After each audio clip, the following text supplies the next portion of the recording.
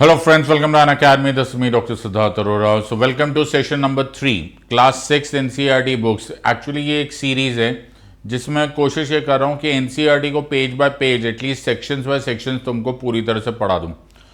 I have been thinking about this for a while now, और ये बड़ा ज़रूरी एक इम्पॉर्टेंट उद्देश्य है बिकॉज ऑफ द फैक्ट जब तक आपको बेसिक्स नहीं आएंगे आप यूपीएससी सीएससी प्रीलिम्स नहीं क्रैक कर सकते हो. Take it from me in written.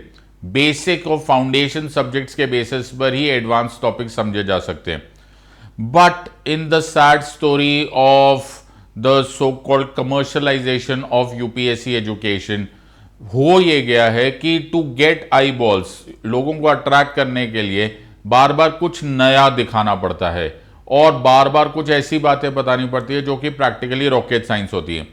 वो भी काम आएंगी लेकिन तब काम आएंगी जब इस बिल्डिंग के नीचे की फाउंडेशन स्ट्रांग होगी. सो आराम से एक एक वीडियो इसका देख लेना और उसके नोट्स बना लेना. Gradually you will realise by the time हम क्लास 12 तक जाएंगे you will become very good at this subject. So class 6 का ये है चैप्टर नंबर 3. एज एन मैं इसको सेक्शंस में डिवाइड करते हुए जा रहा हूं और ये जो टॉपिक है ये व्हाट इज गवर्नमेंट नाम से रिलेटेड है. So you can always open that and अपने पास एनसीईआरटी खोल के रख लोगे तो it will be even better. If you don't have the hard copy PDF download कर लो.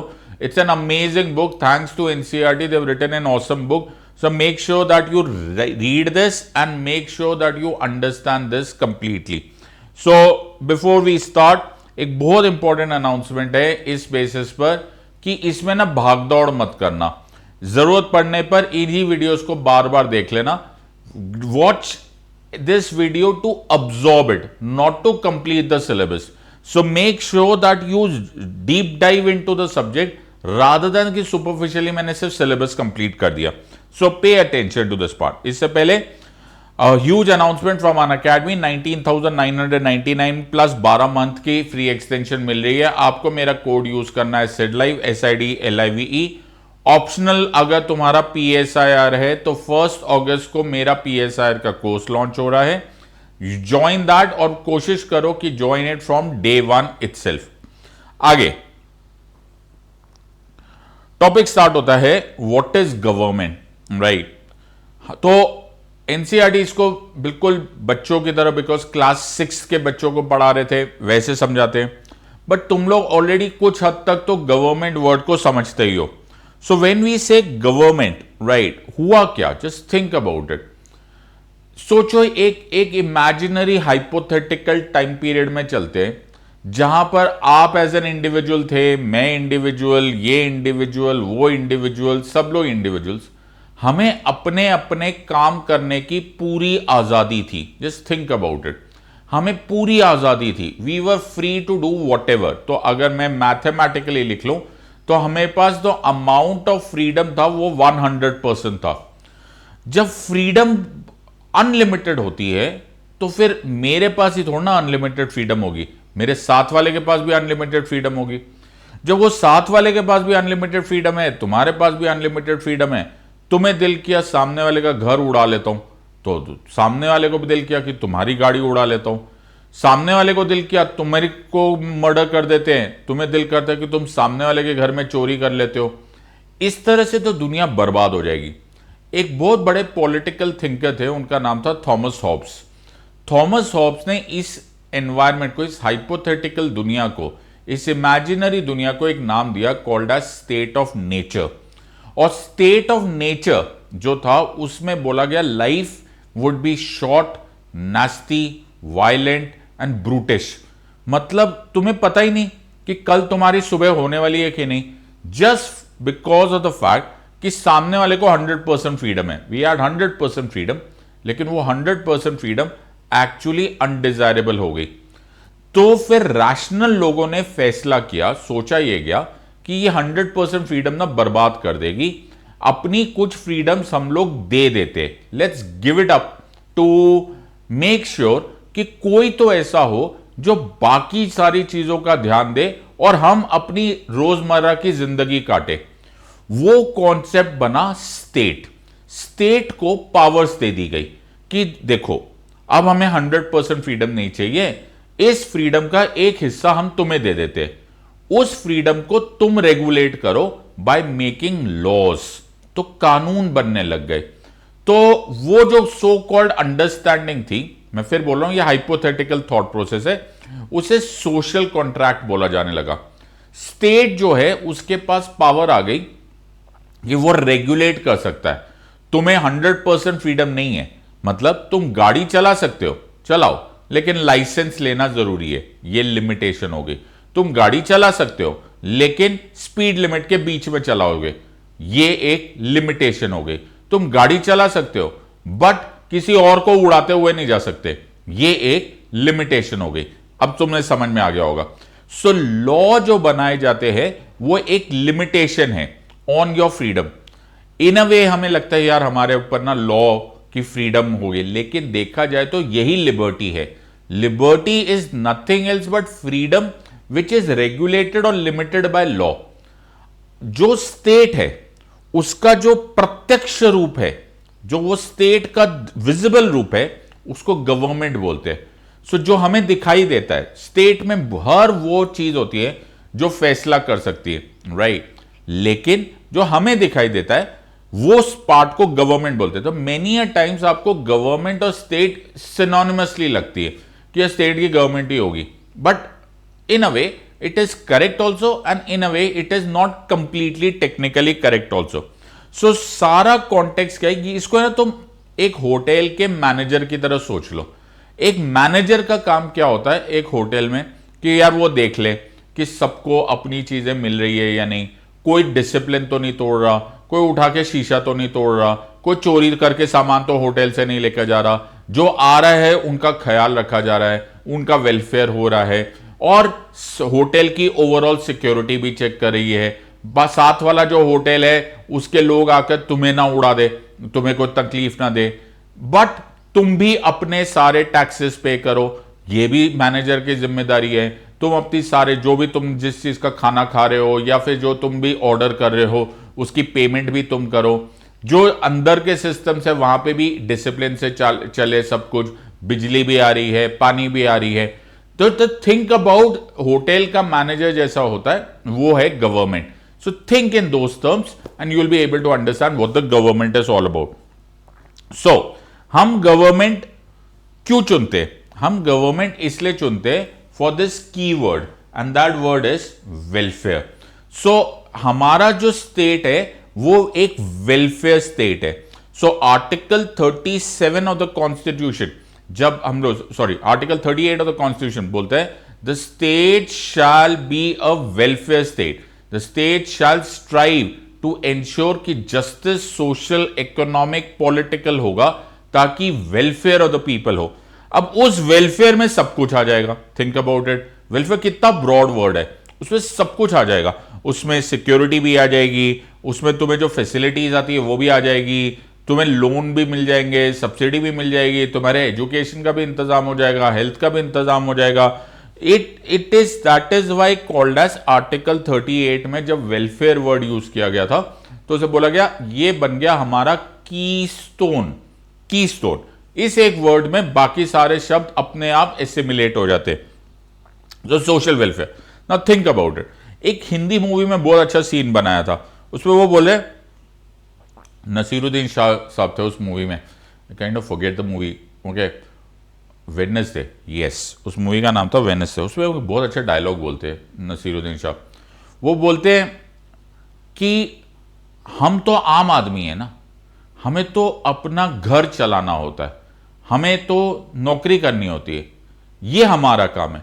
बाकी जो काम है जो कि वेलफेयर है सोसाइटी की, जो सिक्योरिटी है, जो आतंकवादी ने अटैक कर दिया तो उसके खिलाफ हम लोग क्या एक्शन लेंगे, इस काम को करने के लिए हम एक सरकार चुनते हैं, ये आपका काम है। एंड वो जबकि उसमें बड़े गुस्से में बोल रहे थे, सरकास्टिकली बोल रहे थे, लेकिन बात बिल्कुल सही बोल रहे थे।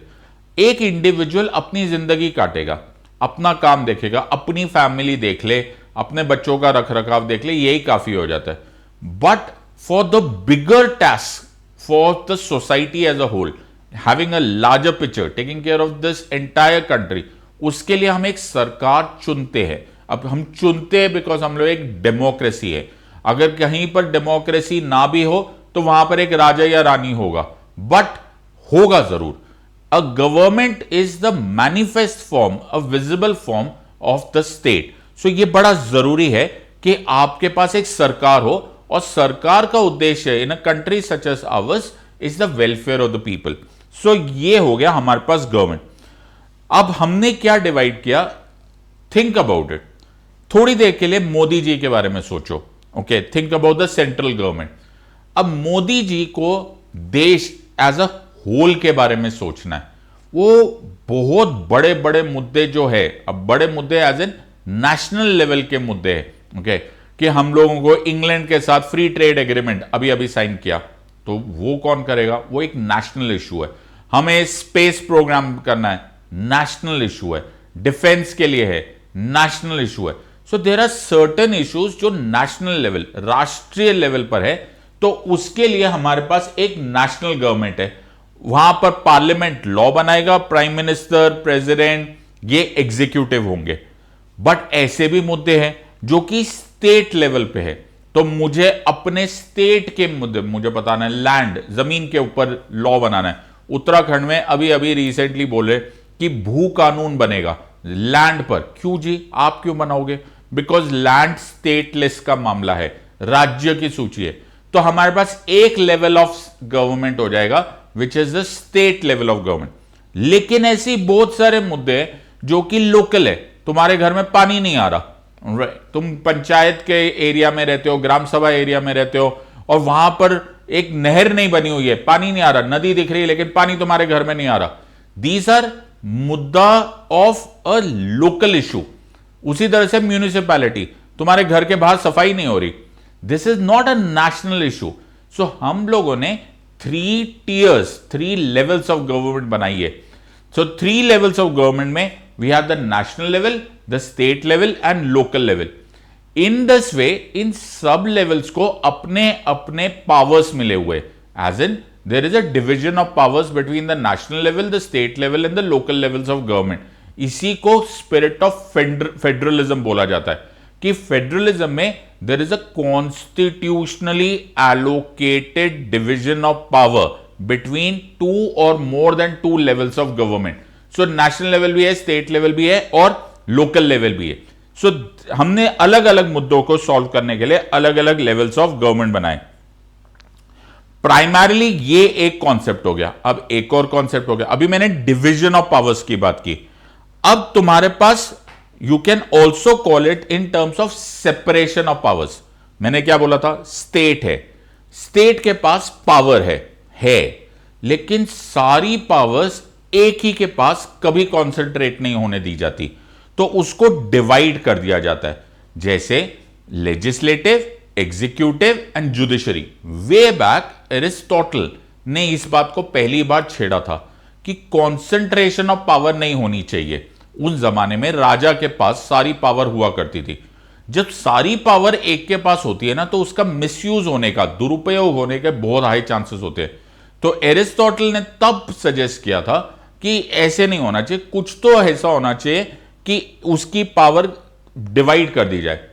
बहुत late, far later in the day, Locke नाम के एक फिलोसोफर आए। लॉकी ने पहली बार बोला कि कभी भी गवर्नमेंट्स जो होती है वो अनलिमिटेड नहीं हो जानी चाहिए। In other words, there should be some kind of limitation on the government. और वो भी एक तरह से देखा जाए तो डायरेक्टली इनडायरेक्टली इसी चीज को हिंट कर रहे हैं कि there should be separation of powers. Locke की बात को अगर किसी ने बिल्कुल सही मायनों में माना तो वो यूनाइटेड स्टेट्स के कॉन्स्टिट्यूशन ने माना। यूनाइटेड स्टेट्स के कॉन्स्टिट्यूशन में आर्टिकल 1, 2, 3 में ब्रॉडली डिवाइड कर दिया गया कि 3 ऑर्गेन्स होते, जबकि ये डेफिनेशन, ये जो 3 ऑर्गेन्स में डिवाइड करने का कॉन्सेप्ट था, ये उसके भी बाद एक फ्रेंच फिलोसोफर मोंटेस्क्यू ने दिया था, जिसने अपनी पुस्तक ट्रायास पॉलिटिका में यह लिखा था कि स्टेट के 3 पार्ट्स हो जाने चाहिए, legislature, executive and judiciary. Legislature का काम होता है लॉ बनाना, कानून बनाना। एग्जीक्यूटिव का काम होता है लॉज को अप्लाई करना, इंप्लीमेंट करना। और जुडिशरी का काम होता है कि अगर कोई डिस्प्यूट हो जाए तो उसको सॉल्व करना। So state will now be divided into three organs: legislative, executive and judiciary. For instance, parliament हमारा लॉ बनाता है तो it is a legislative body. Prime minister, president, ministers, state council of ministers, chief ministers, governor, ये सब executive है. Supreme court, high court, district courts will all be judiciary. So you have to understand the entire context of the separation of power. Separation of powers इतना important है कि अगर तुम्हें कभी question आएगा कि यूनाइटेड स्टेट्स का कॉन्स्टिट्यूशन या फिर यूनाइटेड स्टेट्स की सरकार किस बेसिस पर चलती है, तो सेपरेशन ऑफ पावर्स पे चलती है. तो क्या हमने भी सेपरेशन ऑफ पावर्स एक्सेप्ट किया है? सर्टेनली. ऑल्दो हमारा जो सेपरेशन ऑफ पावर्स है वो इतना ज्यादा रिजिड नहीं है. यूएस में सेपरेशन ऑफ पावर्स बहुत स्ट्रांग है. So you have separation of powers. हमारे कॉन्स्टिट्यूशन में सेपरेशन ऑफ पावर्स वर्ड नहीं यूज किया है, लेकिन हमारे यहां पर अरेंजमेंट कुछ इस तरह से है कि unless and until really required, legislative executive की टेरिटरी में, एग्जीक्यूटिव जुडिशरी की टेरिटरी में, जुडिशरी लेजिस्लेटिव और एग्जीक्यूटिव की टेरिटरी में, एंड वाइस वर्सा नहीं इंटरफेयर करेंगे. आर्टिकल 50 ऑफ द कॉन्स्टिट्यूशन इसमें क्लियरली भी मेंशन कर रहा है कि there shall be separation of judiciary from the executive. However हमारे यहां पर सेपरेशन ऑफ पावर्स उतना रिजिड नहीं है जितना यूएस में है. हमारे यहां पर doctrine of checks and balances चलता है. Doctrine of checks and balances का मतलब कि जब लेजिस्लेटिव जरूरत से ज्यादा अपनी टेरिटरी छोड़कर दूसरे किसी के टेरिटरी में जाए, जब जुडिशरी अपनी टेरिटरी छोड़कर एग्जीक्यूटिव या लेजिस्लेटिव के टेरिटरी में जाए, या फिर जब एग्जीक्यूटिव अपनी टेरिटरी छोड़ के लेजिस्लेटिव और जुडिशरी की टेरिटरी में जाए, तो दूसरे को उसको रोकने की पावर होती है. इन अदर वर्ड्स, हमारे पास doctrine of checks and balances के बेसिस पर हम सेपरेशन ऑफ पावर्स करते हैं, लेकिन इतना ज्यादा रिजिड नहीं जितना कि यूएस करते हैं. 2019 के मेंस का पहला क्वेश्चन यही था कि India does not have a rigid separation of powers, instead it depends upon doctrine of checks and balances. Go and check it out. तो ये बहुत अच्छा क्वेश्चन है. और एक केस आया था way back which was Indira Gandhi versus Raj Narayan 1975, जिसमें ऑनरेबल सुप्रीम कोर्ट ने इसी चीज को होल्ड किया था कि India does not have a rigid separation of power, instead it has a flexible separation of functions dependent upon doctrine of checks and balances. धीरे धीरे तुम्हें ये टॉपिक्स समझ में आने लग जाएंगे. सो अभी ये सिर्फ एनसीईआरटी की क्लास 6 है, and we are already kind of hinting at very advance topics without going into the advance topics. So ये ही कॉन्स्टिट्यूशन का काम है. कॉन्स्टिट्यूशन सेपरेशन ऑफ पावर्स भी करवाएगा, स्ट्रक्चर ऑफ गवर्नमेंट भी देगा, एडमिनिस्ट्रेटिव कैसे चलेगा ये भी बताएगा, तुम्हें फंडामेंटल राइट्स भी मिलेंगे आर्टिकल 12 से लेकर आर्टिकल 35 तक. पार्ट 3 ऑफ द कॉन्स्टिट्यूशन में फंडामेंटल राइट्स भी कॉन्स्टिट्यूशन में मिलेंगे. पार्ट 4A में आर्टिकल 51 कैपिटल A में फंडामेंटल ड्यूटीज भी बताई जाएगी. सो द कॉन्स्टिट्यूशन का बहुत ज्यादा रोल है. लेकिन कभी तुम्हें क्वेश्चन आ जाए कि एक्चुअली कॉन्स्टिट्यूशन का क्या काम है, तो डोंट रन अवे इनटू 1 2 3 4 5 जो अभी तक बोला. सीधा बात बोल देना, कॉन्स्टिट्यूशन का सबसे ज्यादा जरूरी काम है सरकार की पावर को लिमिट करना. यह तुम्हारा मल्टीपल चॉइस क्वेश्चन है. यह पिछले 10 साल में 5 बार यूपीएससी ने पूछ लिया है. What is a constitutional government? A constitutional government is a limited government. What is the chief purpose of the constitution? The chief purpose of the constitution is to limit the government. So, a constitution का primarily काम यह होता है कि कहीं constitution ना हो ना तो सरकार unlimited बन जाएगी. We don't want an unlimited सरकार. उसको काम करने का प्रोसेस रोकने का काम करता है कॉन्स्टिट्यूशन. सो बनाते सब वही है, लॉ भी वही बनाएंगे. लेकिन क्या कोई भी लॉ बना सकते हैं? नो. क्यों? कॉन्स्टिट्यूशन के चार दीवारी के बीच में ही you will have to make a law. Policy कौन बनाते हैं? सरकार ही बनाती है। लेकिन क्या कोई भी पॉलिसी बनाई जा सकती है? Certainly not. Only that which is allowed by the constitution तुम बना सकते हो। टैक्स सरकार लेती है, तो क्या कितना मर्जी और जो मर्जी टैक्स लिया जा सकता है? Certainly not. कौन लिमिट करेगा? कॉन्स्टिट्यूशन। सिटीजन्स के ऊपर लॉ बनाया जाता है, उनकी लिमिटेशंस की जाती है राइट्स की। उनको बोला जाता है ये राइट्स तुम्हारे हैं और ये राइट्स पर तुम्हारी कुछ रिस्ट्रिक्शंस है। तो क्या कोई भी रिस्ट्रिक्शन लगाई जा सकती है? Certainly not. Only those which are permitted by the constitution. So ये है situation in case of the constitution. In fact हमारा कॉन्स्टिट्यूशन हमें अलाउ करता है इवन क्रिटिसाइज करना सरकार को। अरे भाई हमने ही चुना है तुमको, डज नॉट मीन कि we can not criticise. Justice DY Chandrachud, chief justice DY Chandrachud, but जब उन्होंने स्टेटमेंट दी थी तब वो जस्टिस थे, उनकी एक बहुत बड़ी फेमस स्टेटमेंट थी। उनसे डिसेंट, DISSENT, डिसेंट मतलब अपने सरकार को क्रिटिसाइज करना, is the safety valve of democracy. Democracy में रीजनेबल क्रिटिसिज्म करना अलाउड होता है, इनफैक्ट एक्सेप्टेड होता है, इनफैक्ट एक्सपेक्टेड एंड अप्रिशिएटेड होता है। सो क्रिटिसिज्म भी अलाउड है। तो तुम्हें यह मत सोचना कभी भी कि तुमने वोटिंग कर दी तो तुम्हारा काम खत्म हो गया जी। वही डेमोक्रेसी है, government by the people, of the people, for the people. Certainly not. ये तो पहला स्टेप है। You have to go a long way. तुम्हें क्रिटिसाइज भी करना है, तुम पीसफुल प्रोटेस्ट भी कर सकते हो, तुम रैलीज भी निकाल सकते हो, तुम कोर्ट में जाके पिटिशंस भी फाइल कर सकते हो, तुम मीडिया को भी इन्वॉल्व कर सकते हो, राइट टू इंफॉर्मेशन भी यूज कर सकते हो, राइट टू नो कर सकते हो। सरकार, मोदी जी ने एक बहुत अच्छी लाइन बोली थी और वो लाइन आई थिंक मेरे ख्याल से डेमोक्रेसी को इतनी खूबसूरत तरीके से शायद ही कभी समझाया जाएगा। और उन्होंने बोला था कि मैं प्रधानमंत्री नहीं, प्रधान सेवक हूं। सो मोदी जी ने जो बोल दिया वो डेमोक्रेसी का एक्चुअली ट्रू स्पिरिट है। So hats off to Modi ji कि उन्होंने ये बात बोली कि मैं प्रधानमंत्री नहीं, प्रधान सेवक हूं। This is the true blue definition of democracy. So this is how you understand the subject. एक और इंपॉर्टेंट कॉन्सेप्ट जो कॉन्स्टिट्यूशन आते ही हमें समझ में आने लग जाता है वो होता है rule of law.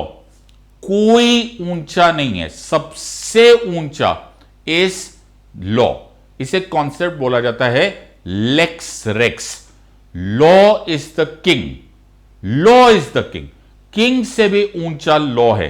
So rule of law का मतलब यह हुआ कि आप होंगे कितने मर्जी पावरफुल, लेकिन you will all be answerable to the constitution which is the foundational law of the land.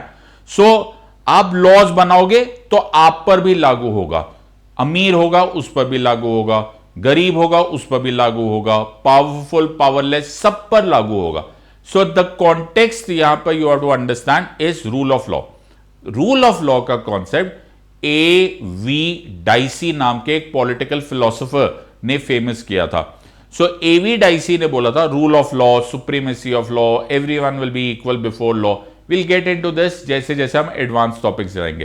तो यूएस में है सेपरेशन ऑफ पावर, यूके में और इंग्लिश लॉ में है रूल ऑफ लॉ। इंडिया ने इन दोनों को एक्सेप्ट कर लिया है। We also have a concept of separation of power, we also utilize the concept of rule of law. So हमारे पास ये दोनों ही कॉन्सेप्ट है। ब्रॉडली स्पीकिंग एनसीईआरटी डिस्क्राइब करता है दो तरह के गवर्नमेंट स्ट्रक्चर्स को। एक को बोला जाता है मोनार्की, एक को बोला जाता है democracy. Now that depends upon country to country and society to society. किसी कंट्री या किसी सोसाइटी ने एक्सेप्ट कर लिया मोनार्की यानी कि राजाशाही को एक्सेप्ट कर लिया जाए।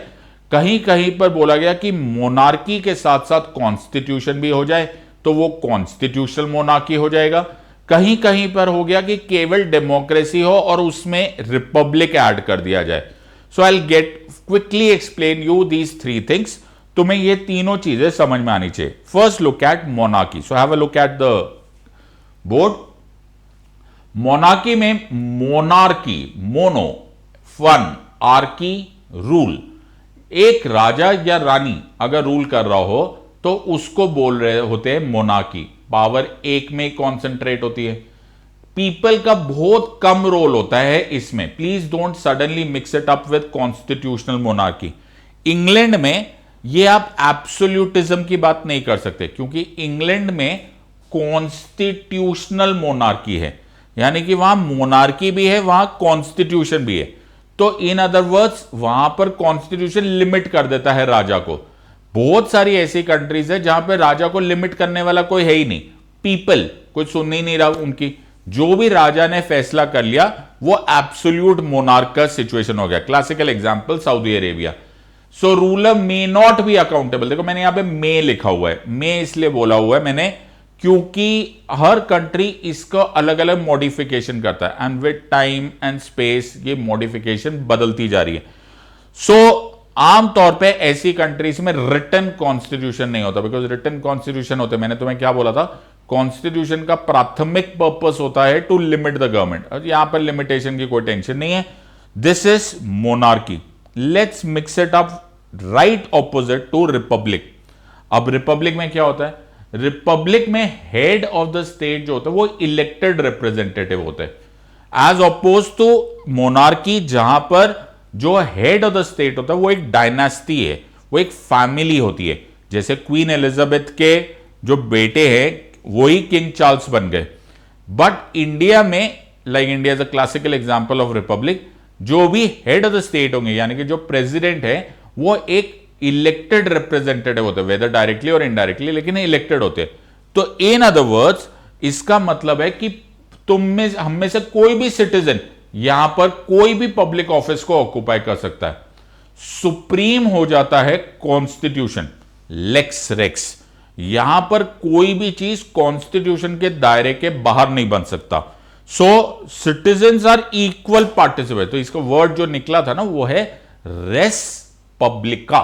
रेस अलग कर दो, पब्लिका, रेस पब्लिका। सो ये पब्लिक है, सिटीजन्स इक्वल भागीदारी होती है इसमें in the case of republic. So अगर मोनार्की का राइट ऑपोजिट ढूंढना है then answer should be republic. लेकिन don't mix it up with democracy. कभी कभी ऐसा भी हो सकता है जैसे इंग्लैंड में कॉन्स्टिट्यूशनल मोनार्की है साथ में डेमोक्रेसी भी है, इंडिया में रिपब्लिक है और साथ में डेमोक्रेसी भी है, यूएसए में भी डेमोक्रेसी भी है और रिपब्लिक भी है। डेमोक्रेसी का मतलब होता है कि government by the people, of the people, for the people. अब इसका मतलब क्या हुआ, मतलब जो भी सरकार बनेगी वो जनता की कंसेंट से, सहमति से, जन आदेश से बनेगी। तो यू बिकम, द सरकार जो है ही becomes accountable to the people. तो हर 5 साल के बाद या 4 साल के बाद जो भी एक limited time depending upon law बनता है, वहां पर आपको जनता के दरबार में दोबारा जाना पड़ेगा, उनसे पूछना पड़ेगा, उनसे सहमति लेनी पड़ेगी कि जनता तुम वोटिंग करोगे। तो एक free fair regular election process से जनता इलेक्ट करेगी, वोट देगी और देन एंड ओनली देन तुम सरकार में जा पाओगे।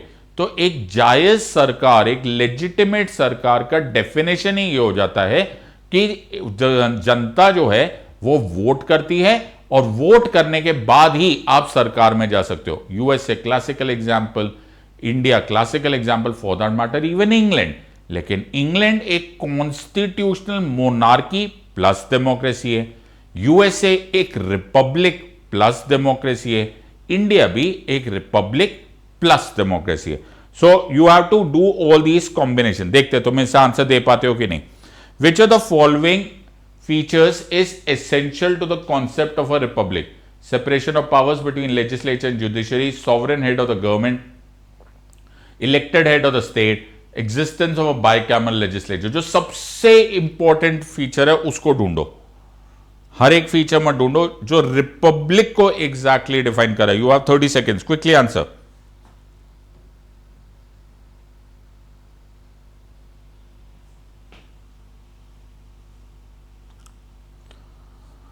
और इसका answer is as a said elected head of the state. जैसे ही head of the state elected body हो गया, इलेक्टेड पर्सन हो गया, देन वो रिपब्लिक हो जाएगा। चलो एक और ट्राई करते हैं, let's see if you are able to understand. Which of the following best describes the doctrine of separation of powers? Allocation of financial powers between union and the state, separation of the executive and judiciary within the same levels of government, distribution of powers between legislature, executive and judiciary as distinct and independent organs, division of the government responsibilities among elected and non-elected representatives। मेरे ख्याल से separation of power word पढ़ते ही तुम answer दे पाओगे। I am sure you should be able to answer these questions. इसका answer भी C है। तो एग्जीक्यूटिव ब्रांच अलग, लेजिस्लेटिव ब्रांच अलग, जुडिशरी पार्ट अलग। बहुत ही अच्छा सेशन रहा है ये। अगर तुम इस सेशन को भी देखोगे तो तुम्हें बहुत सारे एडवांस फीचर्स को समझने में बहुत आसानी हो जाएगी। इस वीडियो को 2-3 बार वॉच करो, share it amongst your friends, make use of this and continue step by step becoming experts eight polity. Polity ठीक से हो गया, तुम्हारा प्रीलिम्स ठीक से हो जाएगा। Think about it.